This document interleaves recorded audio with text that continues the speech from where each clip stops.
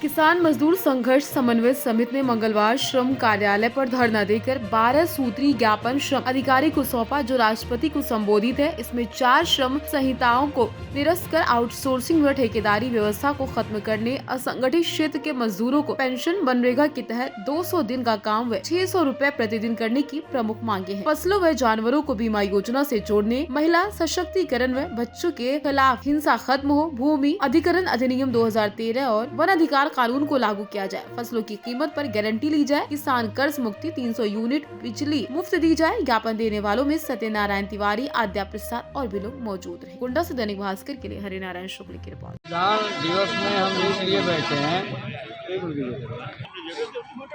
हम लोगों को मेहनत कशों को लग रहा है कि हिंदुस्तान की जो कारपोरेट है, शोषक वर्ग है और उसके जो सांसद विधायक हैं, जो हमसे हमारे टैक्स से पैसा लेते हैं, उच्चतम वेतन लेते हैं, वो संविधान के प्रति जवाबदेह आज नहीं दिखे और वो सरकार भी उस संविधान को येन केन प्रकार में बदलना चाहती है।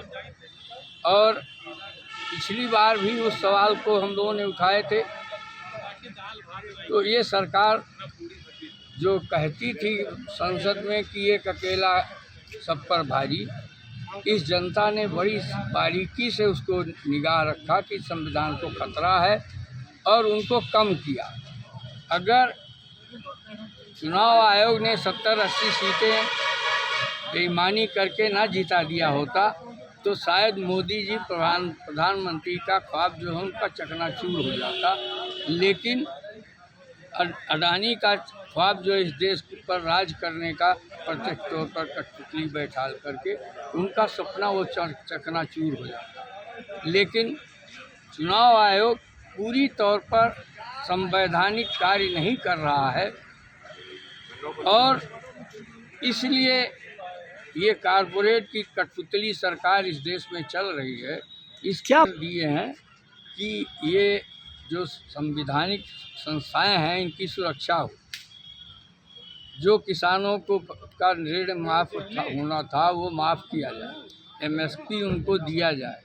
हमको मिनिमम वेज 26,000 किसी को हिंदुस्तान में नहीं होना चाहिए, क्योंकि वो मान्य मांग है कि श्रम बोर्ड जो है हिंदुस्तान का नहीं दुनिया का, उसमें हमारा फैसला हुआ था कि इतनी दाल चाहिए, इतनी चावल चाहिए, इतनी कपड़ा चाहिए, इतनी फीस चाहिए, उसको उनके ही आधार पर कम से कम तय किया है। उसने मतलब कंट्रोल रेट का कपड़ा बताया है, दाल बताया है, चीनी बताया है, चावल बताया है।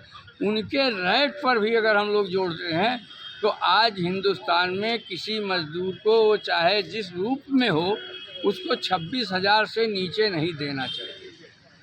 और यहाँ तो 4,000, 5,000, 3,000, 2,000 और बंधुआ मजदूरी मुंशी बना करके आउटसोर्सिंग पे फाउल सोर्सिंग पर आज इस देश के नौजवान को लूटा जा रहा है।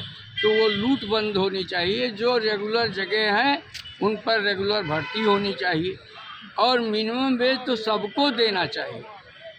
एक ये मांग है। दूसरी, जो तमाम बदलाव ये ला रहे हैं जिससे हिंदुस्तान के महंगाई नहीं रुक रही है, भ्रष्टाचार नहीं रुक रहा है। आप सब जानता है, पूरी जनता जानती है कि किसी विभाग में आप जाइए तो बिना सुविधा शुल्क के आपको कोई जन सुविधा नहीं मिल सकती है। ये चैलेंज है मेरा। एक आध आप अखबार नवीस होके जाए तो आपको थोड़ी सुविधा मिल जाएगी, हम नेता बन के जाएँ तो थोड़ी सुविधा मिल जाएगी, लेकिन आम जन को वो सुविधाएं जो सरकार पास करती है, हल्ला करती है, प्रचार करती है, वो सुविधाएं आम जन को नहीं मिलती। तो इन सब भ्रष्टाचार आकंठ है, कमीशन 50 से पार हो रहा है हर विभागों का, लूट और झूठ पर ये सरकार चल रही है। इसलिए इसमें बदलाव होना चाहिए। हम लोग जो मांग पत्र दिए हैं उसमें तमाम चीज़ें हैं, उनके साथ सबसे बड़ी यह चीज़ है कि जो रोज़मर्रा की जीवन है वो सबका आजीज है। रोज़मर्रा के जीवन हर का आजीज है। महंगाई से हर आदमी त्रस्त है। ये जो 5 किलो अनाज देते हैं वो भीख नहीं देते, उससे जितने का अनाज देते हैं उससे ज़्यादा उस आदमी से ये जीएसटी वसूल लेते हैं कई गुना, और कहते हैं हम दान देते हैं। दान ये कोई देता नहीं, दल अगर देता होता तो माना जाता। दल सरकार का पैसा है और टैक्स हमसे वसूलते हैं, 5 किलो अनाज देते हैं और ढोंग करते हैं कि मोदी जी का झोला है, मोदी जी का अनाज। ये न मोदी जी का झोला है न मोदी जी का अनाज है, ये मेरे टैक्स का पैसा है, जिस टैक्स के पैसे से 5 किलो हमको भी दे रहे हैं। हमको इन्होंने भिखारी बना दिया। आज किसान को तबाह कर दिया, मजदूर को तबाह कर दिया, नौजवान को तबाह कर दिया, देश को तबाह कर दिया। ये देश आर्थिक गुलामी की तरफ जा रहा है। इससे बड़ा खराब दशा क्या हो सकती है इस देश की, जहाँ 88 करोड़ लोग भिखारियों की लाइन में हो, जहाँ बेरोजगार आदमी आउटसोर्सिंग पर लगाया जा रहा हो, फाउल सोर्सिंग पर लगाया जा रहा हो, प्रवासी मजदूर बनाया जा रहा हो, तो वो सारी जो मेहनत का वर्ग है उसके साथ कोई निर्णय नहीं है। किसान का कर्जा जितना माफ़ करना चाहिए उससे कई गुना पूंजीपति का कर्जा है सरकार माफ़ कर रही। कदम इन्होंने किया था सुप्रीम कोर्ट में जो प्रेम्बल बदलने का, वो सुप्रीम कोर्ट ने इनकार कर दिया।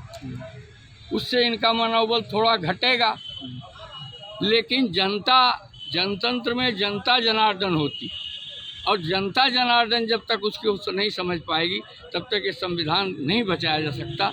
इसलिए उसके लिए भी जागरण करना, उसको बताना, पढ़े लिखे को ज़्यादा बताना, क्योंकि अनपढ़ तो कुछ समझता है, लेकिन इस देश में मैं देख रहा हूँ पढ़े लिखे जो है कुछ नहीं समझते। वो सबसे ज़्यादा अंधभक्त है, वो सबसे ज़्यादा जो है मोदी मोदी करते हैं, लेकिन मजदूर जो है वो मोदी नहीं अब करता। जैसे सरकार जो है हरियाणा में बन गई, क्योंकि हरियाणा में डबल इंजन की सरकार थी। वहाँ का डीएम, वहाँ का कमिश्नर चुनाव आयोग के दबाव में था और सरकार उनकी थी, इसलिए उन्होंने बेईमानी किया। महाराष्ट्र में बेईमानी किया, झारखंड में क्यों नहीं बना पाए? उत्तर प्रदेश में उनकी सरकार थी और उनकी सरकार की पूरी मशीनरी उसमें लग गई, पूरी ताकत लग गई, और इतना हिंदू मुसलमान में बांट दिया कि इसका प्रभाव जो है इस उत्तर प्रदेश के विकास पे पड़ेगा। गुंडई से एक तरीके से जीत लिया, वोट जीत लिया है जनता ने। उनका का नारा सफल तो हुआ, और उन्होंने उस नारे के लिए पूरा मेहनत किया, पूरी मशीनरी लगा दिया उस नारे को सफल करने के लिए। कई जगह मस्जिदों को में गुंडई किया, कई जगह मुसलमानों को वोट नहीं डालने दिया, कई जगह दलितों को रोका, कई जगह दलितों को खरीदा भी। सारे कुकर्म जितने हो सकते हैं उन कुकर्मों से इन्होंने जीता है, जनता के बल पर ये सीट नहीं जीता।